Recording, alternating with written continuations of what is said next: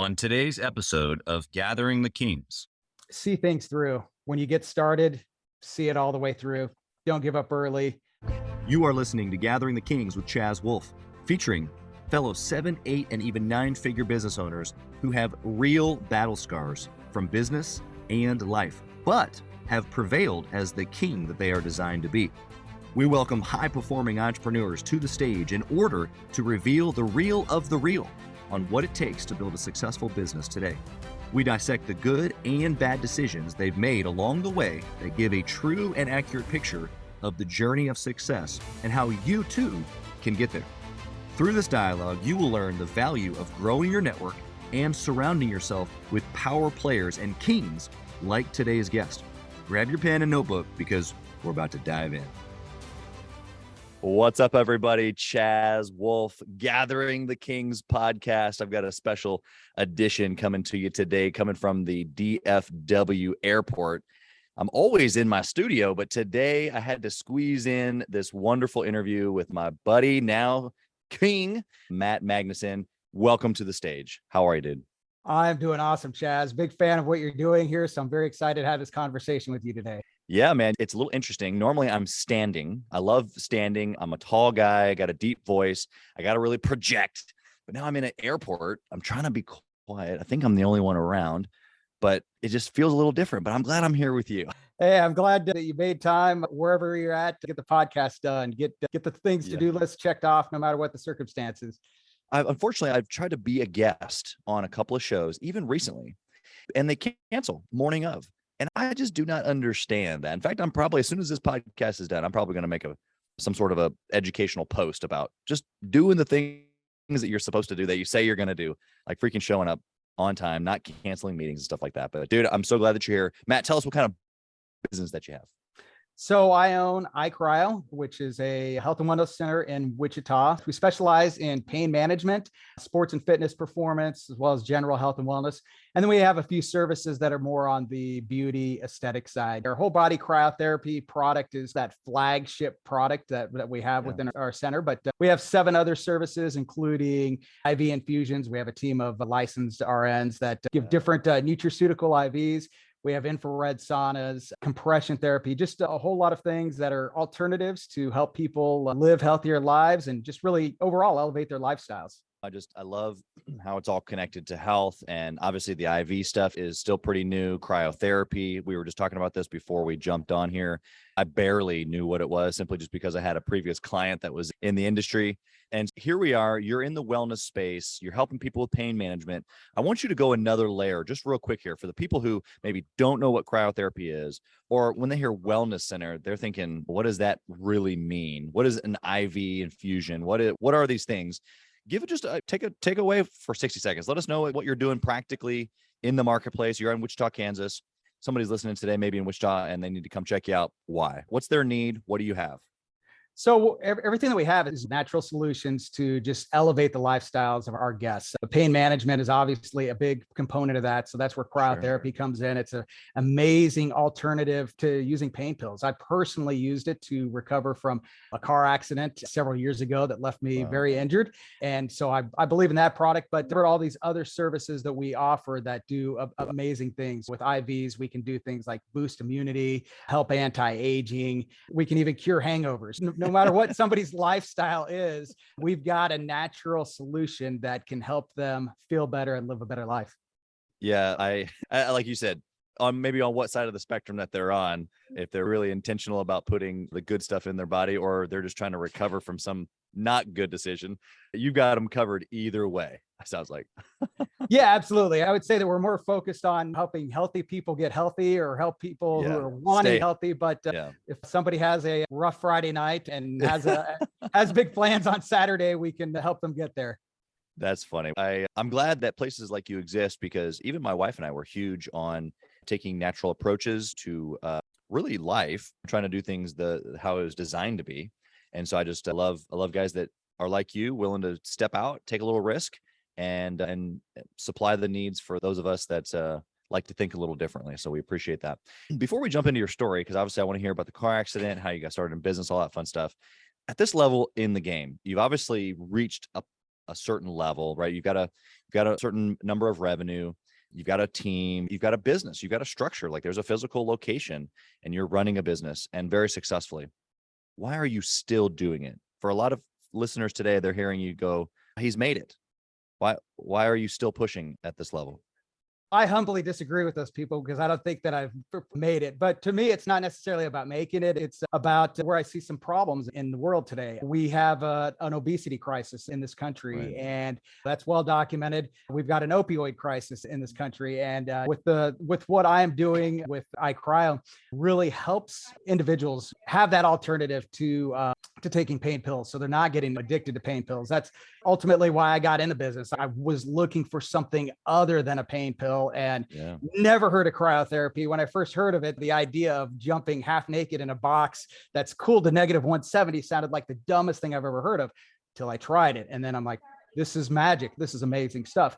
We have a lot of different things like that can really help folks avoid using that medication. But then on top of that, why do people not live healthy lifestyles? A lot of times it's because they have that old football injury or they've got back pain, they've got hip pain, those different types of things that, that have them sitting on the couch every night, watching Netflix, ordering pizza. If I can help individuals start making healthy lifestyle decisions and turn things around, I'm giving back to the community that I live in. In the state of Kansas, when the rankings come out every year of the most obese states, Kansas is always one of the top ones on the list. And that really bothers me. So I really want to help enrich the lives of folks within the community, one person at a time. Yeah, I love that. So there's different buckets of people that I've found that are motivated at a greater level for different reasons, right? The different buckets are representative of different motivations, maybe, or different whys. Yours, obviously, you're speaking to an industry disruption, changing the world, like this really big thing that you're talking about, obesity, and really helping people's bigger picture lives, like generational blessing coming through health is a kind of a big deal. But guys like you just take that stuff on and eat it for lunch. And I'm excited for that. What got you there, right? Or were you always like that? Were you always wanting to change huge masses of population with a problem, or has that developed over time? It's something that's developed over time. People are surprised today when they hear about the fact that 11 years ago, I was about 100 pounds heavier and daily nicotine user, probably drank at least 3 cases of beer a week and couldn't even run to the mailbox. Now I've ran 50-mile races, 100K races. Wow. I'm training for a 24-hour race, right? So there was a process that got me there. And that process was through changing some life decisions and getting healthy. So that happened 10, 11 years ago is when I started that process. It was a learning experience that it took me a while to get to that point. But in the middle of that, I got in a car wreck when I was one night, stayed late at work, driving home. I'm at a red light and I'm at an intersection behind an F-150 and I just get slammed from behind by a drunk driver. And those 2 collisions, he rear ends me, I rear end the F-150, and I had 7 injuries to my spine coming out of that. And it was a long, painful rehab process, beginning to end, took over 30 months. But, really, it was amazing. As soon as the injury occurred, my doctors were wanting to give me pain pills, surgery, ended up being a discussion point. And I didn't really want any of that. I started looking for natural alternatives and found cryotherapy. Started using cryotherapy on a regular basis, started noticing the improvements. Anyways, fast forward a little bit longer in my recovery journey, and doctors told me, hey, we've done everything we can do for you. This is after about 145 doctor appointments. You need to have surgery, but you're beyond anything that we can do. And so I had belief in cryotherapy because I was noticing it make a difference paired with a lot of I discovered this particular type of yoga called DDP yoga. And so I mixed it in with the cryotherapy and started just feeling slow improvement, 1% a week, very slow. But I knew that if I just stuck with this consistently over time, that I would get better. Just the same way that you don't lose 100 pounds overnight. It is a very slow grind. And what's even harder than losing 100 pounds is keeping it off for 10 years. It's easy to yo-yo diet. And so just throughout that process, I decided, you know what, I'm going to start a blog.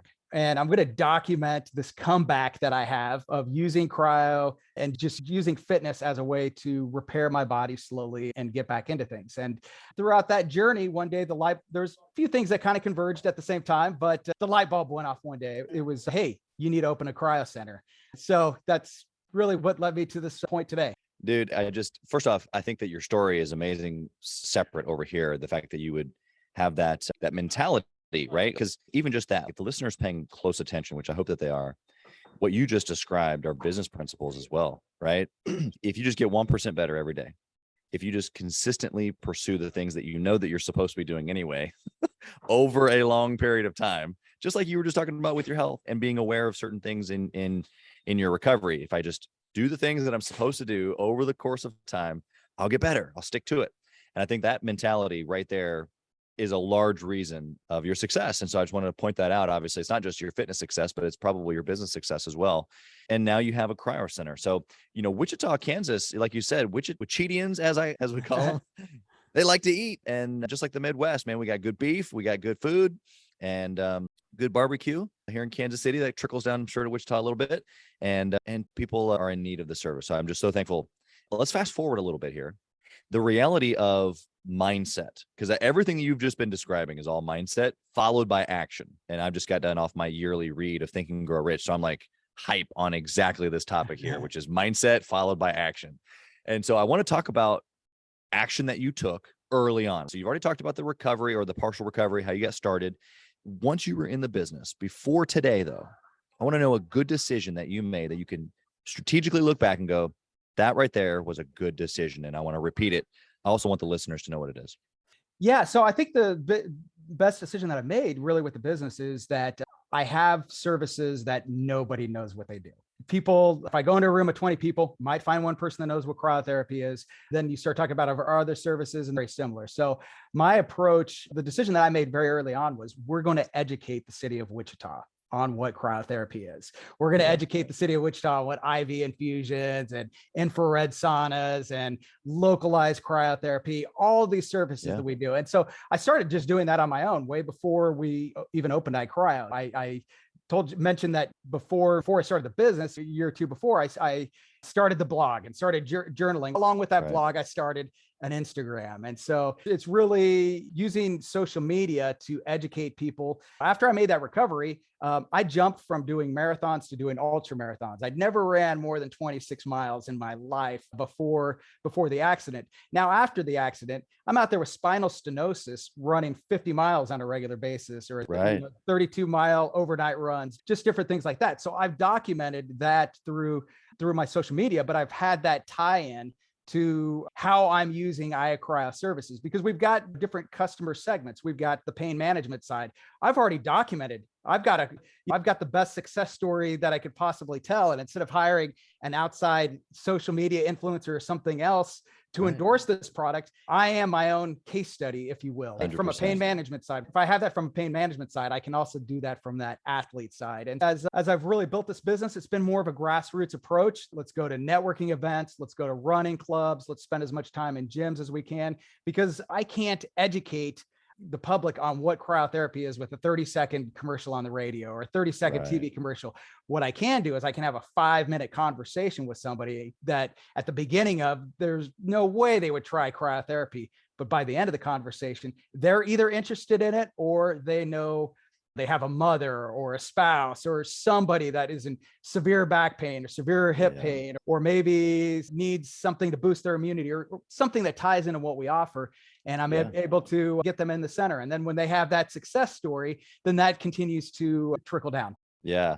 I love that. There's obviously a lot of maybe strategic marketing plays you could roll with, but your grassroots approach, I think, is applicable to every business. Even just to flip the coin here for a half second for the listener, just give them two sides of the story here. Even Gathering the Kings, like Gathering the Kings for me, started as a mastermind group and obviously has expanded to a podcast just because we enjoy not only meeting new people, but helping the people who aren't in our membership. And so there's a lot of reasons why getting on a podcast here with you today, whether it's benefit of today or down the road, that's what we're talking about, organic marketing. We're just talking about building relationships, education, serving, adding value. This is what you and I both are doing even right now, but you specifically on your side and me on mine. But then there's also obviously the other marketing plays. I love how you've distinguished the value of that organic education. It's tough though. It's a long road. It's a slow grind. Like you said, like your recovery. Is that kind of like what you're drawn to because of just this persistence mindset that you have is just, hey, let me find the thing that's going to be sustainable forever. But even though it takes me a while, that's okay. Because that's, to me, organic marketing is that. It's going to lead to sustainable growth eventually, but you got to do it, and you got to do it well, and you got to do it well repeatedly over a long period of time. What are your thoughts on that?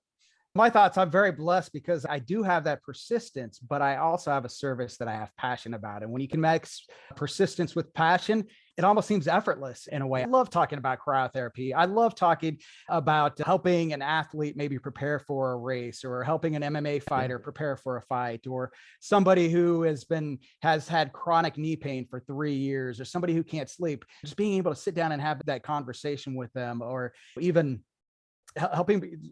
Very frequently somebody comes to me for pain management, they're in iCRYO, but they know that I lost 100 pounds, and all of a sudden they're asking me questions about diet and exercise and how to get started on a fitness plan. That's the thing. It's not to go too far off that direction. It's amazing how many people in today's society just don't know how to get started. They have good intentions and they want to eat right, but we've had a diet industry that has confused the heck out of them, and people just don't know how to properly eat. And if I get to have a couple of the side conversations about that intertwined, it doesn't feel like work, and the persistence is very easy. Yeah, I love that. I think that's a huge benefit to your mindset. I think that passes along to everybody listening who's willing to pick it up. It's easy to not lose the passion, but it's easy to get the passion distorted in the midst of building a business, making mistakes, all the difficult things that we have to do. And so it's incredibly refreshing to hear. For the folks listening today, I know if you're watching this on YouTube, you can see it, but Matt's been smiling this entire interview. I'm sure you get comments about your smile all the time. You get this big smile, and you can just tell the dude's passionate. He's happy about life. And so to his point, it makes it easy. It doesn't feel like work. But we're obviously here as business owners because we're building something, and those things aren't necessarily easy. Let's flip the coin here a little bit. Let's talk about maybe a mistake that you've made that's maybe made it a little bit more difficult, maybe dwindled that passion a little bit for a few minutes, maybe. What was that decision? Yeah, so interesting the time of this question. So the one thing that I learned was to spend more time working on the business and less time working in the business. That's right. And so the first several months we were open, I was definitely too far in the weeds because, again, this is my passion. This is my baby. Yep. It's much more than just a business to me. I was in the way sometimes of my employees and not letting them fail and learn. I was in the way. Now, one interesting factor to this is I hired my wife to actually be my manager.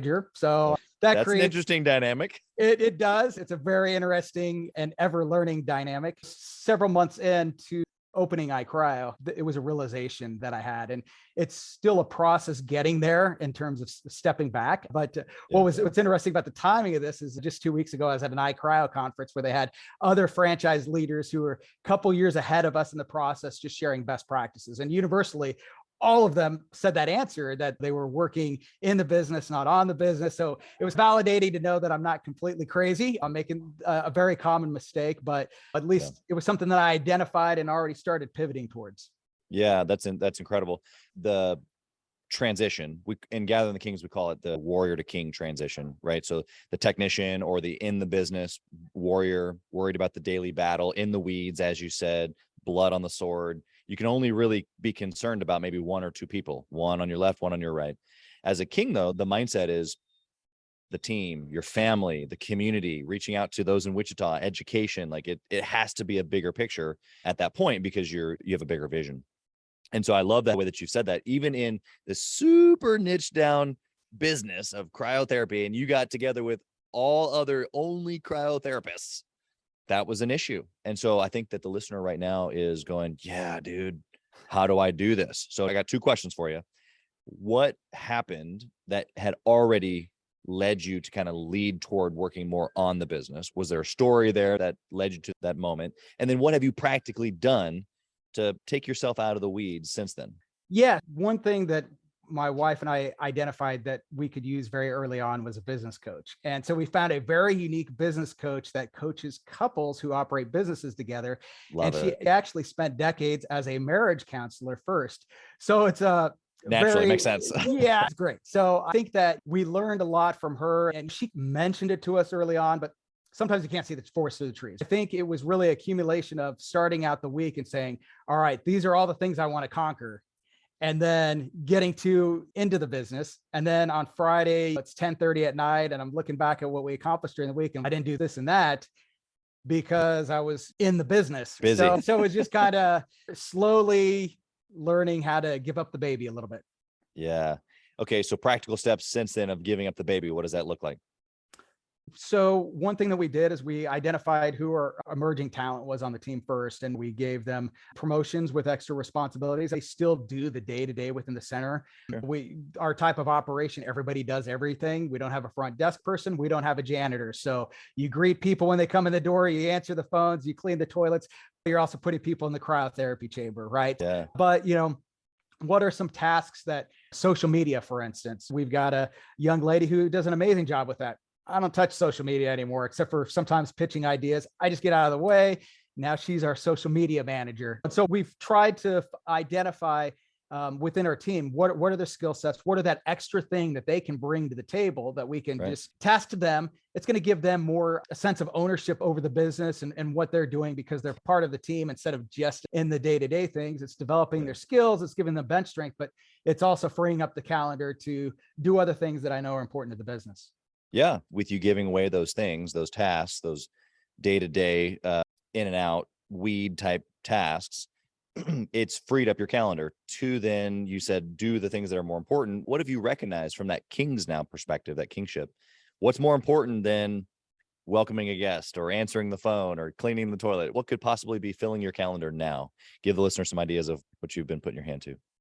It frees up the calendar first and foremost to just do more networking opportunities, whether it's within the fitness community or business leaders. So just having a little bit of that time. It also, I'm a very analytical person. I've been an Excel geek since before Excel was even really around, when it was Lotus 1-2-3 and Microsoft Works.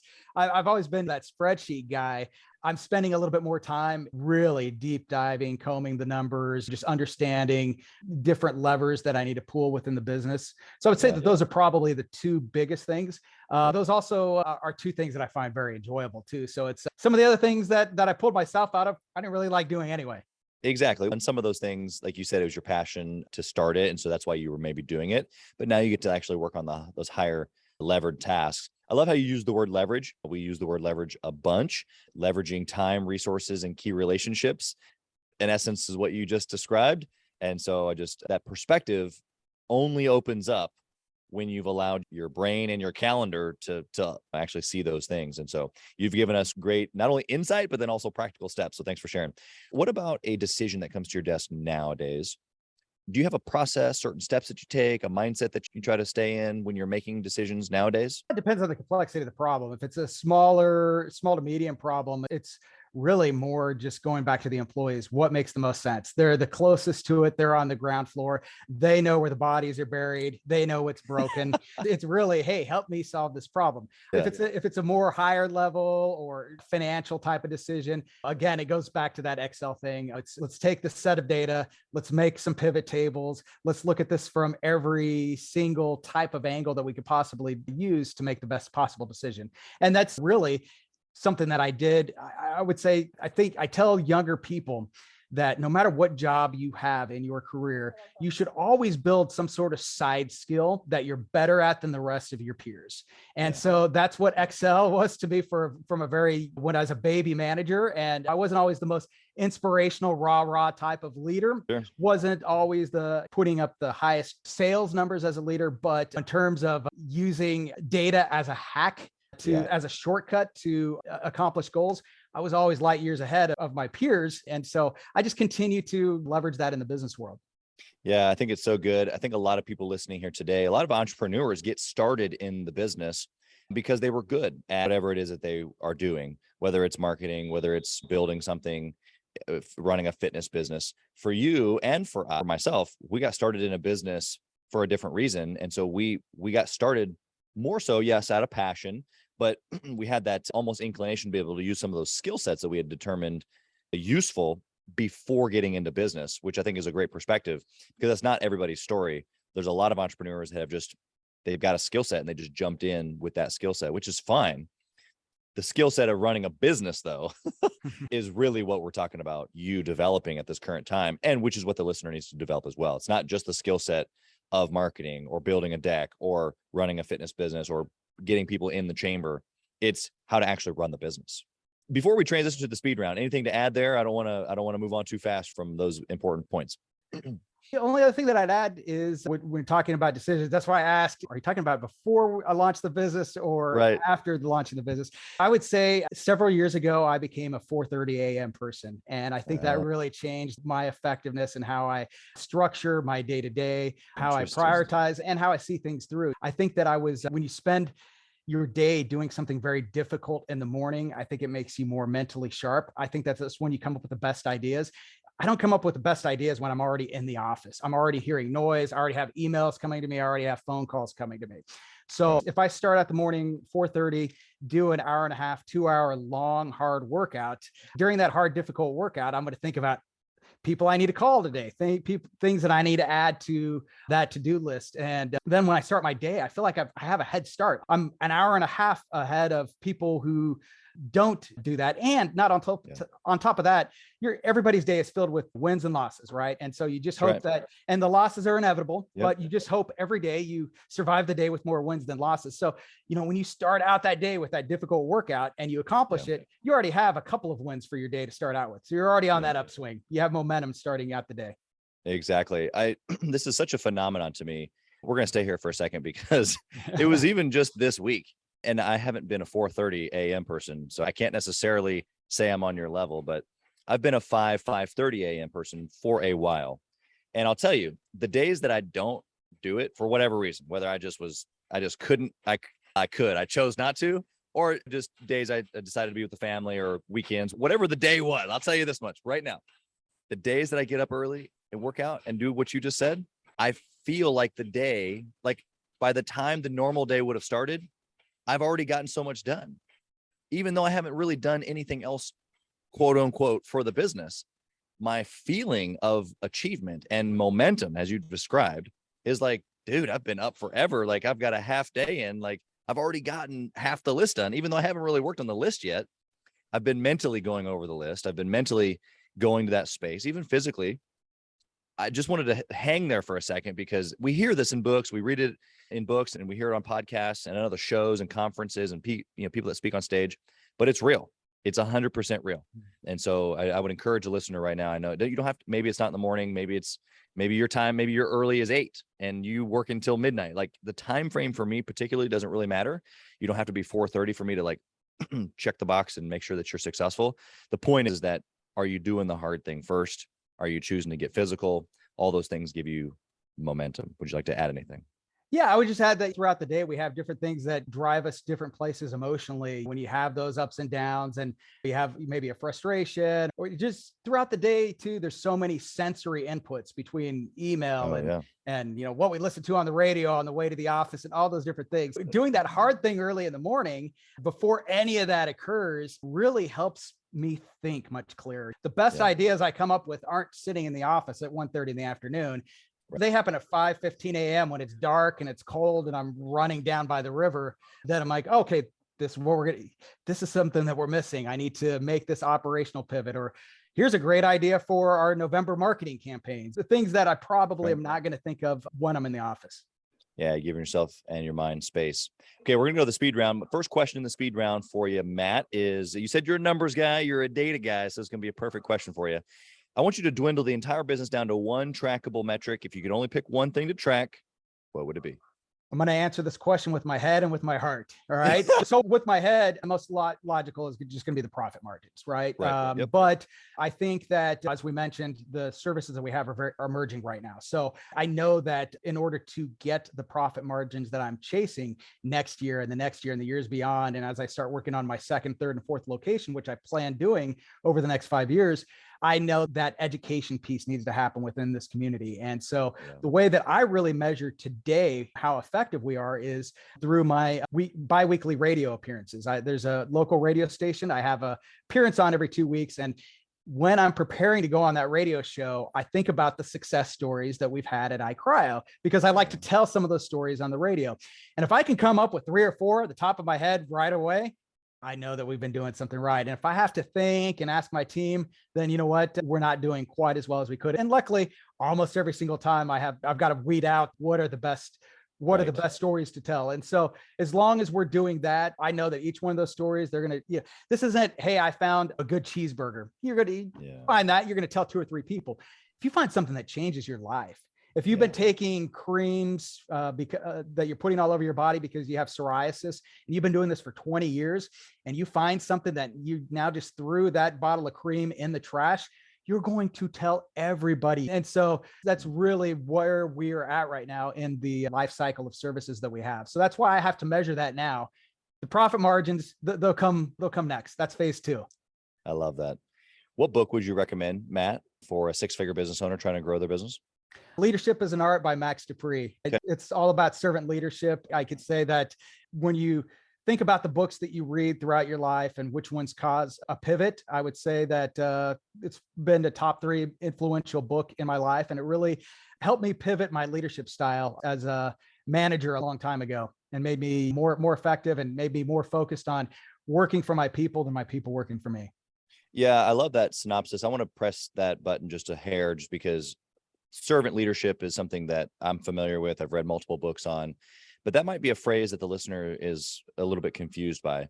Give us just another layer there on what that did for you, as far as, like you said, positioning, how you went about certain things, or how maybe you saw people differently. Just give us just another layer there. I think that people are your biggest asset to how to run your business. They're the ones that are doing the day-to-day that obviously we're not going to be involved in every transaction that occurs. They also know what's broken. They know what's frustrated. I think to run a good organization at any level in any industry, I think you need 3. There's this triangle that I operate off of, which is people, process, and technology. One of those is broke, then everything else breaks. And so when you're you're not having the profits that you have, or you want to improve your customer service, or whatever the case may be, you look to those 3 things, and it may be you need to fix something in all 3 of those areas. But the fact is that these types of things that are impacting your business are also impacting your employees, right? So you could pay your employees as much as you want and give them all the benefits, but if they're continuing to do their job and they're frustrated because of something like they need a new computer, and just not replacing their computer, when all you got to do is spend $1,000 and replace their computer, and now all of a sudden their productivity jumps 30%, that is serving that employee. And so I think that you got to look in that triangle at your people first, and they're going to tell you what's broken with the technology, what's broken with the process, and it's all intertwined together. Yeah, love the answer. What do you think about intentionally networking with business owners or masterminding with other business owners? I think it's a phenomenal idea. I do a lot of networking, both just in the business community, as well as networking more focused within the health and wellness side. And within the greater business community, there's always something to learn from other different business leaders. It's also just good to have those people in your network, because they might have some benefit from you immediately, or later down the road, and vice versa. And then within the health and wellness space, it's very important to me because there's a lot of disruptors out there right now. Health and wellness is really evolving. It's really emerging because people are fed up with the medical industry. And as I network, I see a lot of disruptors, whether they're chiropractors, physical therapists, even massage therapists. They're doing things different than the way they've been done over the last 40, 50 years, and understanding what each one of them do, because they might have a particular niche. And hey, I'm the pain management guy, but I can't help fix something that's broken. I can recommend the best type of chiropractor based on their needs, whether it's that they're that athlete that's beating up their body and has some pain and needs some things work on, or they're the obese 350-pound person. I've got people within my network, and I know what those alternative, again, they're disruptors. So one person might be into dry needling, another doctor into cupping, I know a chiropractor that really doesn't spend a whole lot of time on chiropractic care. It's more about fitness. He's got a gym in the chiropractic office.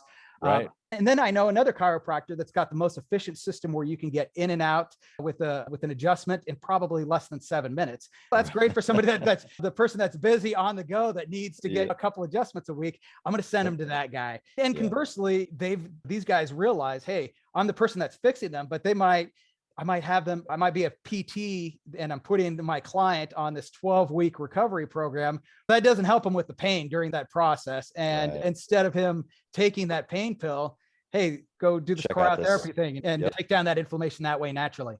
Yeah, exactly. I think what you just described is like the building of the team, the assembling of the Avengers, the gathering of the kings. It's this idea of pulling people together so that you have a network, so that you have these key relationships. I mentioned it a few minutes ago when you're talking about leveraging key relationships, and you just don't know where relationships go. It could be a referral. It could be a strategic partnership. It could be someone that encourages you, someone that challenges you.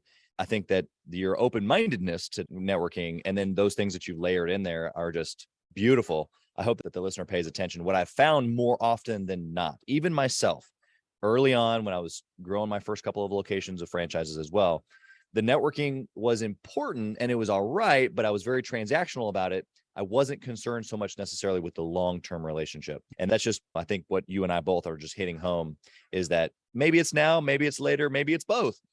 Either way, the relationship matters. The next question on the speed round, and then I got my last one here for you. I want to know, if you only had 1 hour, you're talking about you working on the business as opposed to in. If you only had 1 hour each week to work on the business, that's all you had all week long, what would you do in that 1 hour to be able to successfully run your company? I have, for over 20 years, I've closed out every one-on-one that I've had with an employee with one powerful question: what can I do for you? So I would spend the first 30 minutes just, what can I do for you? What do you need help with? Just understanding that. And then I'd be circling back up with the team and we would just delegate at a high level what needs to be accomplished. And then the next week, hey, how's that going? What can I do for you? And just keep it rolling.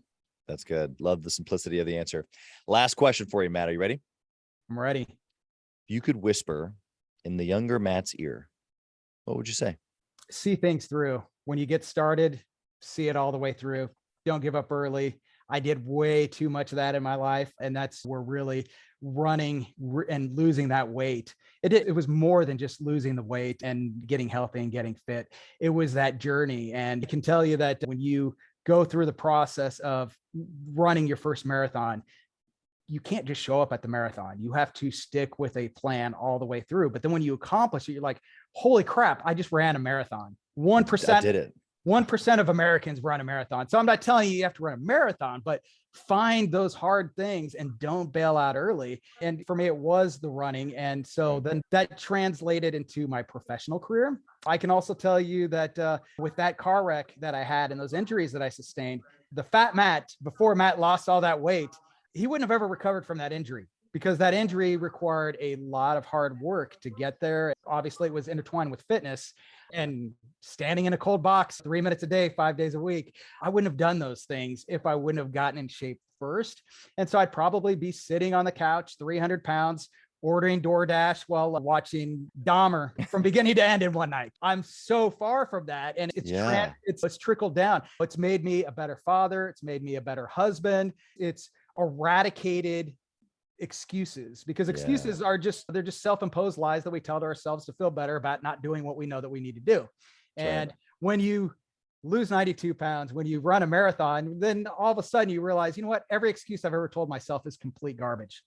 Yeah, it makes me think of David Goggins. Obviously, I'm sure you're probably familiar with who he is, but there's been some physical things that I've done specifically around elk hunting where I've had to tell myself, you're not going to die. Just take another step. You're not going to die.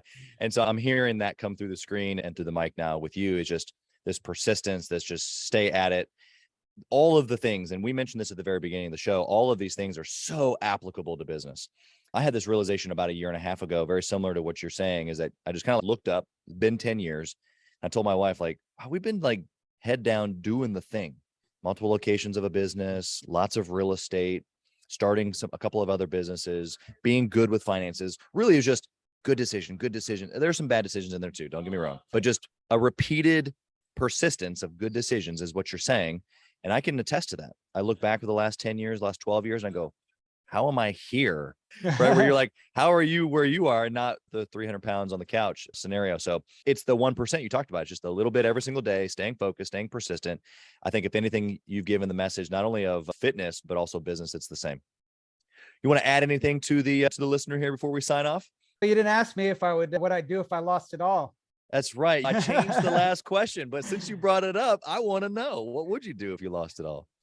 I've got what my next plan is outside of iCRYO. Got it. So I would just accelerate that plan. I've got this idea that I'm working on with some partners, and it's something that's very underserved, again, tied to health and wellness, but several years behind being mainstream. And so I would just completely accelerate those and just keep moving forwards. And in the meantime, too, I've never had any downtime in my career. I started working when I was 16. I've had continuous employment. You know, I'm 47, and I would also take 2 months, go on a long hike with lots of running, and just have a detachment for about 2 months. I'm just very romanticized with that idea. And I've been inspired by people who have done it, but I'm 47. I'd rather do that now than, wait till I'm 60, 65 to try to do that. But I think that it would be a good mental reset too, to evaluate, okay, what went wrong? What am I going to do better this next time?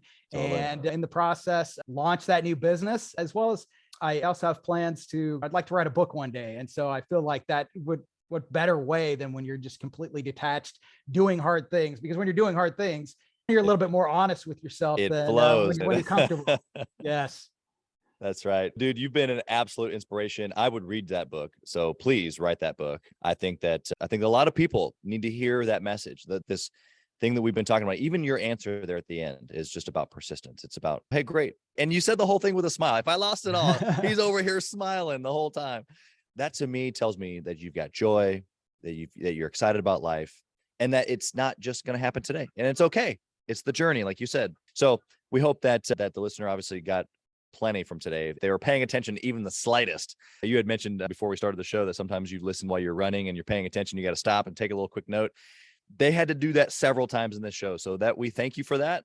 We appreciate you being here. How can the listener find you? If they're in Wichita, where are you located? How can they find you online? All that fun stuff. Yeah, we're located in Wichita, 2616 North Mays Road. That is in the New Market Square area, for those of you familiar with that. You can find us on social media. We have iCRYO Wichita West, and same thing with Instagram. And you can find me on Instagram as injured.beast. And I also have a blog, injuredbeast.com. There's also a Facebook page as well. So 3 places to find me.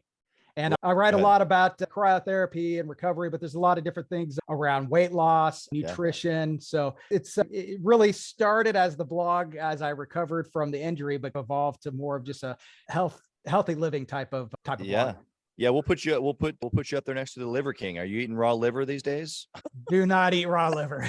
Just kidding. We'll put all that in the show notes, and so that they can easily find you. Matt, you have been incredible. The next time I'm in Wichita, which will be soon, you and me are grabbing food, no doubt about it, and maybe coming to check out your cryotherapy center.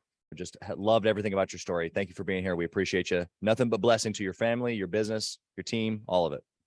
Thank you, Chaz. I appreciate the opportunity to be on your show, and I'm looking forward to meeting up with you in person, and maybe I can talk you into letting me freeze you as well. I'll do it. Let's do it. In fact, I'm going to bring a whole bunch of guys down, and we're all going to freeze. So all righty. Awesome, man. Looking forward to it. God bless. I appreciate the opportunity.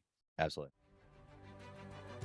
Thanks for listening to Gathering the Kings. We hope you got a ton of value today and learned a thing or two about taking your business to 7 figures and beyond. If you desire more and want a community around you to help you get there, I want you to go to gatheringthekings.com. That's gatheringthekings.com. And I want you to apply for our next Becoming a King 90-day intensive.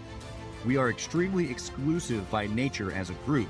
What that means is that we're really wanting only the entrepreneurs who take their business and targets super serious to apply. So if that's you think you got what it takes to level up your business, I want you to go to gatheringthekings.com and apply. And we will see you on the other side.